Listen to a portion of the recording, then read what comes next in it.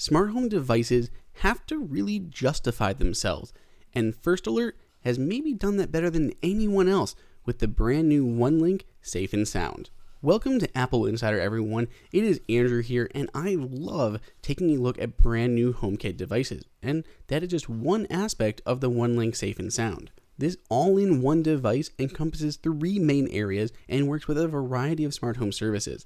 It works as a smoke and carbon monoxide detector, replacing any of the ones that you already have right in your ceiling. It has a built-in speaker and Amazon Alexa, and coming soon, it'll support Airplay 2. Of course, it also works with Apple's HomeKit platform. This is honestly a lot of features to build into one product, and First Alert goes a long way to explain all of those along the back, like the built-in protection of a smoke and CO detector, an easy installation, and intelligent alerts wherever you are. The built-in speaker that soon will work with Airplay 2 and just allows you to take advantage of the wiring already in your home without having to do anything extra. And of course, working with the Amazon Alexa and any of the features that she brings to the table through her customized skills. The Safe and Sound was debuted this year earlier at CES, and I've been dying to get my hands on it to test it out ever since. Once I open the box, you see the Safe and Sound right on top. It's definitely larger than your standard smoke detector, but probably smaller than a lot of speakers. Included underneath are a few different wires and adapters, a few getting started guides, the easy connect quick mounting plate, and of course, the few screws that you're going to need to actually hold everything together. They were seriously not joking when they said this thing was easy to install. This is probably the easiest HomeKit installation that I've ever done, other than simply plugging stuff into walls. I literally just took my existing smoke detector, twisted it off. I used the same screws to attach their mounting plate and one of the easy adapters that are included in here just to connect my existing wires. I didn't have to do a single thing. It took me maybe 3 minutes to actually get the whole thing installed. What's best, instead of having to put another speaker on one of the shelves, it is now safely mounted in the ceiling. There's no running wires, no doing any of that stuff. I already have smoke detectors all throughout my house. Just being able to tie into that is insanely convenient.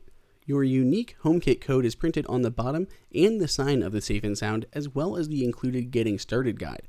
You can see on the top we have a few different speaker vents. There is a light around that ring on the top.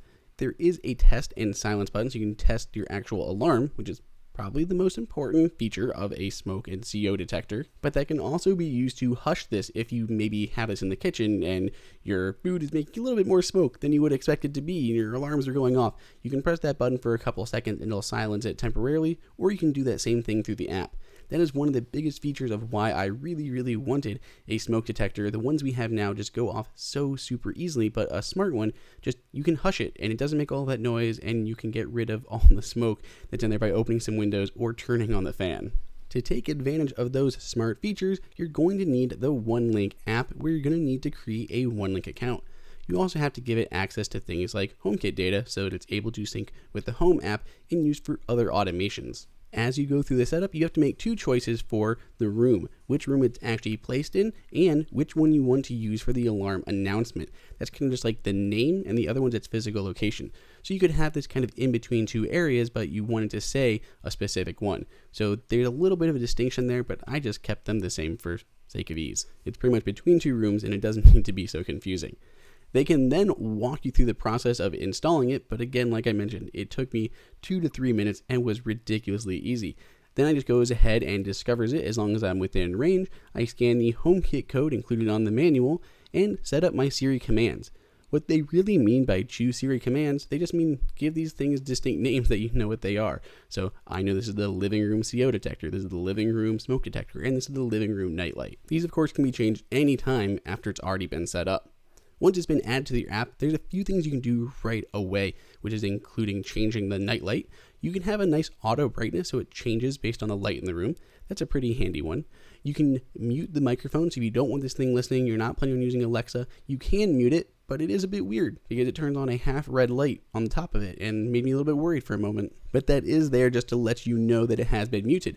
And then that circle on the far right allows you to trigger Alexa if you don't want to actually use the Alexa keyword. Once music is playing, like through Amazon Music or Sirius or any of the other ones through the actual speaker itself, you can control that playback from the Onelink app. Otherwise, you can control it through your standard app using something like Bluetooth or eventually Airplay 2. Moving on to the Home app, once you have it set up, it'll show up here right in your home in the room that you've chosen. You can see we have my smoke detector and carbon monoxide detector. In the center here, we have the light. You can adjust the brightness and any of the different colors. There's a whole lot you can do with this. You could set up an automation to change this as a status light based on the locking of a door. So maybe once your door is locked, it turns green. If it's unlocked, it turns yellow. Or you could use an automation to only turn on the nightlight when someone's actually walking through that room or that hallway. You do want to turn on status and notifications, and by default, these are on. So it'll allow notifications anytime, regardless if people are home or not. This way, you're always alerted if there is smoke or carbon monoxide detected in your home. Not only can you get those alerts here through the Home app, you'll also get those same alerts through the Onelink app if you have that set up. Now, because these are in HomeKit, you can run a bunch of different automations from them. For instance, a few basic ones just to kind of get you started, you could change the color of some lights based on those sensors. So if we have the smoke detector downstairs, you're upstairs, you don't even have your phone on you, so you don't hear it going off. You could have the lights in your room change to blue or to red whenever you actually have something detected that should not be there. Then you're immediately going to know, whoa, my light just turned red, something's going on downstairs, I need to go check that out, I need to grab my phone, see what's happening. Again, I really like that nightlight feature. It's just kind of a handy thing to have. You can adjust the brightness, which is cool. I like having it completely turn off or keep really, really low brightness, and then I use a motion sensor to turn it on as someone walks through the hallway. Here you can see a few of the different colors. They definitely look better in real life, but completely in night you can see how that light will work, how it lights up the room a little bit. It is really handy for places that you might be going through in the middle of the night and you just want a little bit of ambient lighting without having to turn all the lights in your home on. Playing music is going to be one of the other major features of the Safe and Sound. It's literally in the name. And there are 3 different ways that you can play music. The first is going to be using Alexa to play from a variety of different sources, soon Spotify, but also things like Pandora and Amazon Music. And then, of course, you can also use Bluetooth mode, which you have to toggle between from the Onelink app.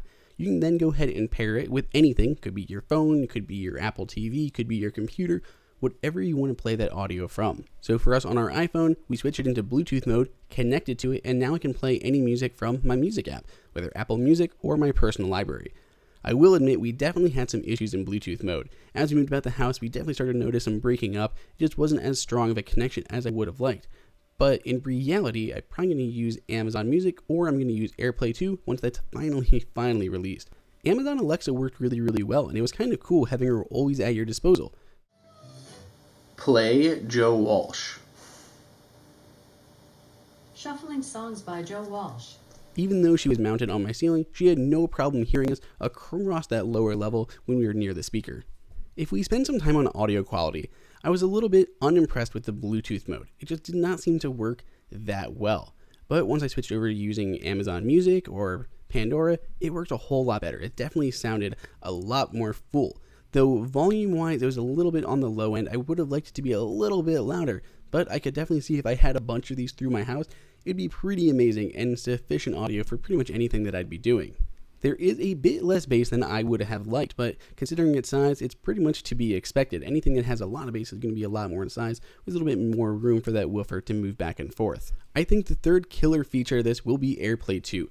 Apple just released Airplay 2 with iOS 11.4, and it can take a bit of time for them to finish everything up and get that software update out. But once that's out, you'll be able to use multi-room audio with this. So if you have multiple of these through your home, or you can also send an audio to your Apple TV, your HomePod, your Safe and Sound, all from your iOS device at the same time. It's really going to be an amazing feature, and we're going to definitely revisit once that update comes out. The First Alert Onelink Safe and Sound is an extremely compelling device. It has a ton of features, and the only drawbacks being waiting for Airplay 2 and maybe not quite enough bass in the actual speaker itself. But anyone who has a smart home would be happy to pick this device up and add it to their collection. Let me know what you guys think of the Safe and Sound down below in the comments. If you enjoyed this video, like it and hit that subscribe button. Also, check out our price guide, which makes it extremely easy to find the best deals on Apple products updated daily. Be sure to follow us on social media, and we'll see you in the next video.